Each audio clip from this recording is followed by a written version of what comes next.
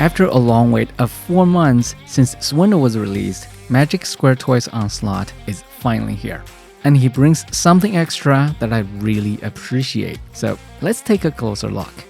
MS-05 Night Tracer stands 24 centimeters tall to the top of his head and nearly 30 centimeters to the top of the barrel. He's fully painted with a semi-gloss finish. The color scheme is spot on accurate to the source material. The combination of brown and dark blue just screams Onslaught. My favorite part is the paint on his face. The high gloss orange visor creates a vivid contrast with a more muted gray faceplate, making the character look more alive. And I prefer this over the glossy faceplate on Brawl. And for the overall paint app, it would be flawless if only the small flaps on the waist were also painted light gray to complete the look. Despite having no die-cast metal components, he weighs 491 grams, which is about 20% heavier than MS-02EX, giving him a pleasantly dense feel. With almost the same height as Megatron, in my opinion, he scales better with the DS Seekers than with the MPs. As for the build quality, he's right in line with the previous members of the team.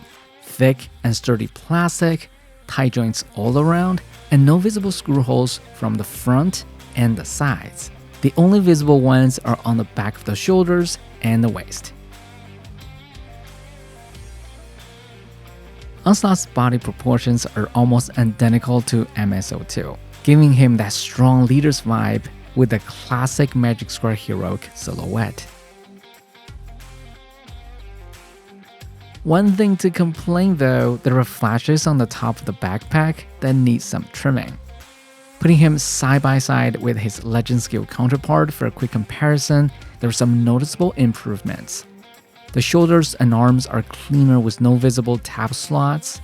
The folded front wheels in the forearms are hidden under panels, and the windows on the sides of the torso are also covered, giving him a much cleaner look. The barrels also appear more cohesive. The most significant upgrades are in the legs. Most of the pins are no longer visible. The layered panels look more integrated from every angle, and almost all tab slots and tabs are gone from the inside and the back of the lower legs. These changes make this masterpiece Onslaught look far cleaner overall. Now, for the articulation, the head is on a neck joint that rotates, tilts slightly, and can look up about 70 degrees. The shoulders feature double joints, one friction-based and the other a very strong ratchet. The arms fully rotate on the friction joint. A single joint elbow bends about 150 degrees and also rotates. The hands are fully articulated with outward swing and wrist rotation.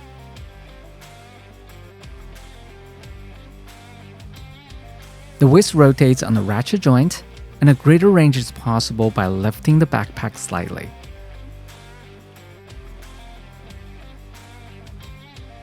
The ab crunch is nearly 90 degrees, standard 90-degree forward and side kicks, both are on ratchet joints, and a 90-degree back kick on a friction joint. The thigh rotation is about 45 degrees. Double ratcheted knee joints allow a full bend. The ankle offers a 90-degree tilt. As for the accessories, he comes with his signature blaster and the combiner chest plate, which is impressively massive. The transformation process is intuitive and straightforward, with parts that are large enough to make everything feel fluid and enjoyable. In truck mode, the figure feels very solid. Everything taps together securely. My only complaint is that the extended barrels are a bit loose, held only by friction. All 10 wheels touch the ground properly, allowing the truck to roll smoothly, which is, for me, an essential part of the fun. Of course, the improvements over the Legend Scale version are immediately apparent. There are now headlights made from 2 separate folded panels. All windows are individual parts instead of just painted. And for the first time in a Magic Square release, there are irregular shaped pad printing patterns on a 3D surface, which is very exciting, and we will no doubt be seeing more of this in the future releases.